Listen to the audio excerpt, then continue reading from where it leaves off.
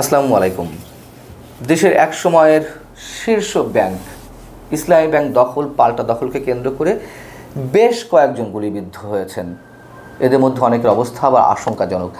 আমরা ভেবে পাই না এই যে আওয়ামী লীগ সরকারের সময় যে নব্য অলিগার গ্রুপের সৃষ্টি হয়েছে তার অন্যতম সেরা বললে ভুল হবে, সেরা অলিগার্ক এস আলম গ্রুপের সাইফুল আলমের ঔদ্ধত্য, তার যে ক্ষমতা, তার উৎস আসলে কোথায়? এখনও বীর দর্পে আর একটি দখলকৃত প্রতিষ্ঠান নিজের দখলে রাখার চেষ্টা করছে এখনও পর্যন্ত। আমরা তো জানি যে ইসলামী ব্যাংকের প্রকৃত মালিকানা কাদের। জামাতে ইসলামী এই ব্যাংকের মূল মালিক, তাদের পরিচালনায় এই ব্যাংকটি পরিচালিত হতো। কিন্তু 2017 সালে ইসলামী ব্যাংকের ব্যবস্থাপনা পরিচালক সহ সব পরিচালককে অস্ত্রের মুখে তুলে নিয়ে রাজধানীর হোটেল রেডিসনে নিয়ে তাদেরকে জীবনের হুমকি দিয়ে সব কিছু অবৈধভাবে লিখে নেওয়া হয়, ইসলামী ব্যাংকের কর্তৃত্ব নিয়ে নেওয়া হয়। তার হয়তো সামান্য শেয়ার ছিল ইসলামের, কয়েক পার্সেন্ট শেয়ার, সেটিকে কেন্দ্র করে তারা এই কাজটি করেছিল। এবং এই ইসলামী ব্যাংক তো ইসলামের হাতে আসার আগে শুধু বাংলাদেশ নয়, দক্ষিণ এশিয়া নয়, পুরো এশিয়ার মধ্যে একটা শীর্ষ ব্যাংক ছিল। তারপর থেকে আমরা কি দেখলাম? ইসলামী ব্যাংক আস্তে আস্তে দেউলিয়া হতে শুরু করলো। এই এস আলম নামে বেনামে বিভিন্নভাবে ব্যাংকটিকে একেবারে শেষ করে দিল, নিঃশেষ করে দিল। শুধু এই ব্যাংক নয়, পৃথিবীর আর কোনো দেশের তো 7-8টি ব্যাংক একই মালিকের হাতে, এমন নজির পৃথিবীর কোথাও পাওয়া যাবে না। শুধুমাত্র এস আলম এই বাংলাদেশের 7-8টি ব্যাংকের মালিক হয়ে হাজার হাজার কোটি টাকা, লাখো কোটি টাকা বিদেশে পাচার করে চলেছে। এবং আপনারা নিশ্চয়ই জানেন যে এই এস আলম আদালতকেও কিনে নেয়, হয়তো সরকারের শীর্ষ ব্যক্তিদের মাধ্যমে আদালতকে নিয়ন্ত্রণে নিয়েছে। তার একটি উদাহরণ, একটি নয়, অনেক উদাহরণ রয়েছে।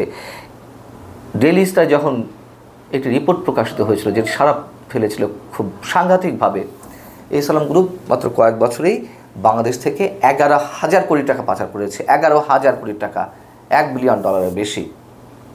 সেই বিষয়ে আদালতে রিট হলো, হাইকোর্ট তদন্ত করতে বলল, সেই তদন্ত স্থগিত করে দেওয়া হয়। হাসান ফয়েজ সিদ্দিকের আগে যিনি প্রধান বিচারপতি ছিলেন, তার সময় কোনো তদন্ত চলবে না, হাইকোর্টের নির্দেশ স্থগিত করে দেওয়া হয়, খারিজ করে দেওয়া হয়। এতটাই মহাশক্তিশালী এস আলম। এবং এই এস আলম তো শুধু ইসলামী ব্যাংক দখল করেছে তা নয়, আরও অন্যান্য অনেক প্রতিষ্ঠান দখল করেছে। যেমন তার মধ্যে একটি ছিল 21 টেলিভিশন, 10 বছর ক্ষমতায় তার করায়ত্তে রেখেছিল এবং 21 টেলিভিশন খোল নলচে পাল্টে দিয়েছে।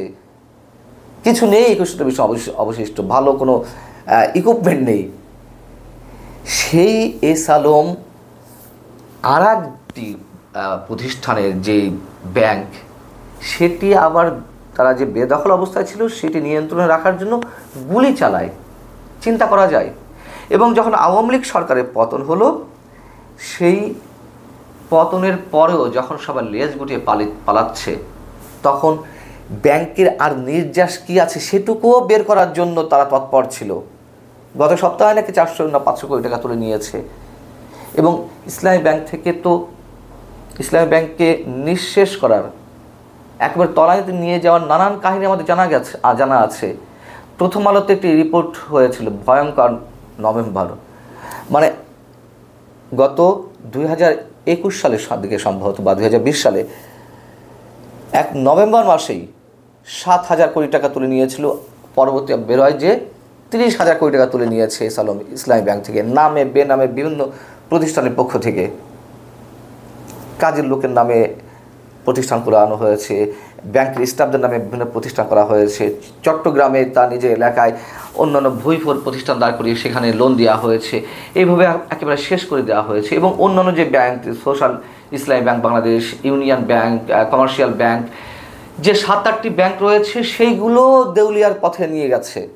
বাংলাদেশ ব্যাংক থেকে দফায় দফায় চিঠি দেওয়া হয়েছে, তারা রেড জোনে রয়েছে, কোথাও কোনো ভ্রুক্ষেপ করা হয়নি। এই এস আলমের জন্য বাংলাদেশ ব্যাংক থেকে আলাদাভাবে টাকা ছাপানো হয়, টাকা ছাপানোর উদ্যোগ নেওয়া হয় যে তাকে লোন দিবে, কিছুতেই কিছু হয়নি।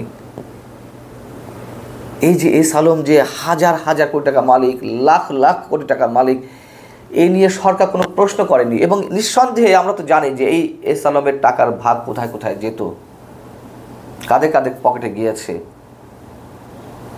সেই এস আলম সর্বশেষ পর্যায়ে এসে অন্যের দখলকৃত ব্যাংক, মানে অন্যের নিয়ন্ত্রণকারী ব্যাংক, সেটিও দখলে রাখতে গুলি চালায়। আমাদের অর্থ উপদেষ্টা বলেছেন পাচারকৃত অর্থ ফিরিয়ে আনা হবে। এস আলম কত টাকা পাচার করেছে, কী পরিমাণ টাকা পাচার করেছে, তা কি সম্ভব হবে এগুলো ফিরে আনা? এবং এস আলমের বিরুদ্ধে কোনো ব্যবস্থা নিতে পারবে? আমাদের এখনও বিস্ময় জাগে, প্রশ্ন জাগে। আল্লাহ হাফিজ, ভালো থাকুন সবাই।